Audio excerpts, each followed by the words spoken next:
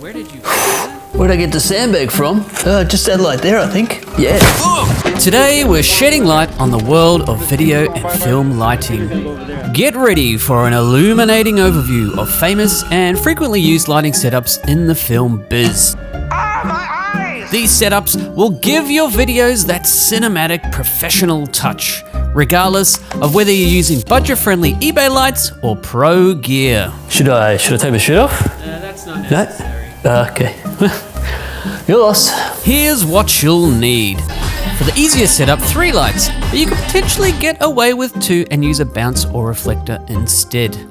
A bit of diffusion to soften them shadows, and of course, What was the payment situation again? find a subject Deferred?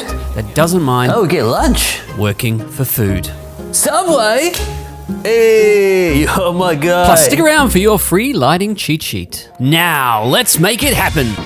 In the world of film lighting, the 3-point lighting setup takes the spotlight as the most fundamental technique. By illuminating your subject from 3 directions, you can sculpt and separate them from the background. To achieve this effect, your film lighting equipment should be positioned to face your subject from 3 key directions. Let's break down the 3 lights and where to place them. The key light takes center stage, being the primary light source that grabs your attention. To balance out the shadows created by the key light, fill light steps in. These lights work their magic by filling in the dark areas of your frame, ensuring that the details remain visible. Last but not least, we have the backlight. This light also helps to separate your subject from the background. When setting up your lights, a typical arrangement involves placing the key and fill lights on opposite sides of the camera, each positioned around 60 degrees away from the camera's axis. For a dynamic looking composition, we also want to shoot our subjects on the shadow side. Once you've got your lights all set up, it's time to experiment with various factors to achieve different results. You have the power to play with the intensity of each light, their proximity to the subject, and the angle at which they're positioned. Now for our specific 3-point lighting setup, we've got the high key look happening.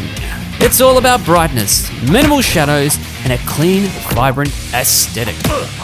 You'll see high key lighting used in commercials or genres like romantic comedies, sitcoms, and light-hearted dramas. But what if we want something a bit more moody and emotional? Let's look at the low-key lighting setup. Oh yeah, this is better. This is more me. Moody. Should I take my shirt off for this one? Don't do that. No? Just tell me when. Low-key lighting employs heightened shadows and contrast while still using the 3-point lighting setup. It adds depth, mystery, and intrigue, amplifying storytelling and evoking strong emotions in the audience. Plus, it just looks pretty awesome. To start with, we want to intentionally reduce the overall amount of light in the scene.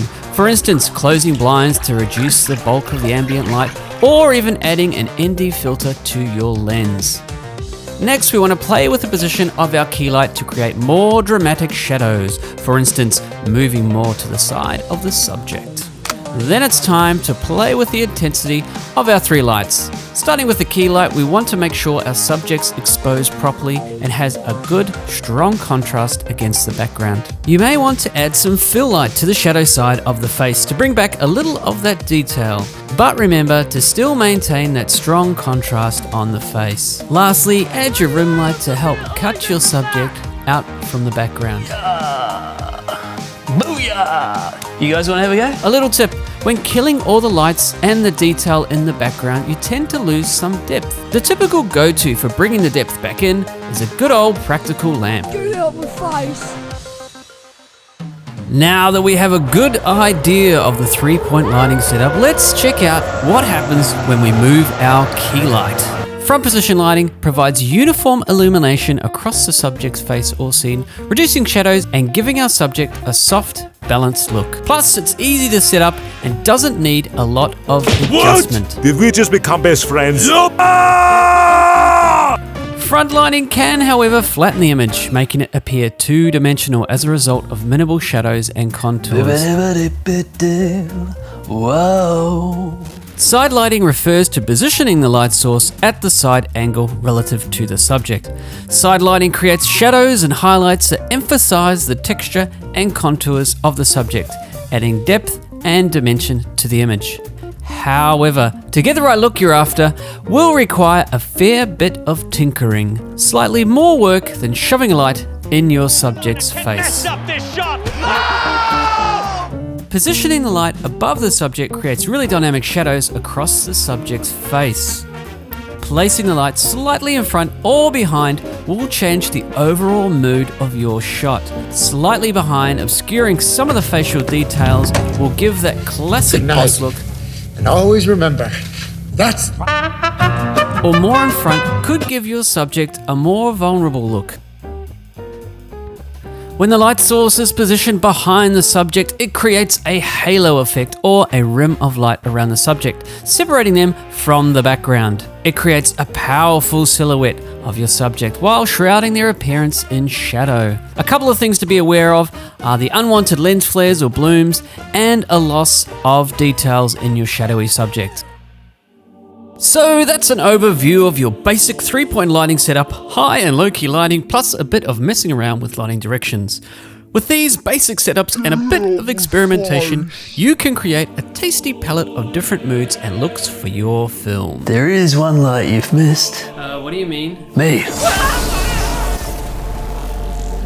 Catch you in the next video.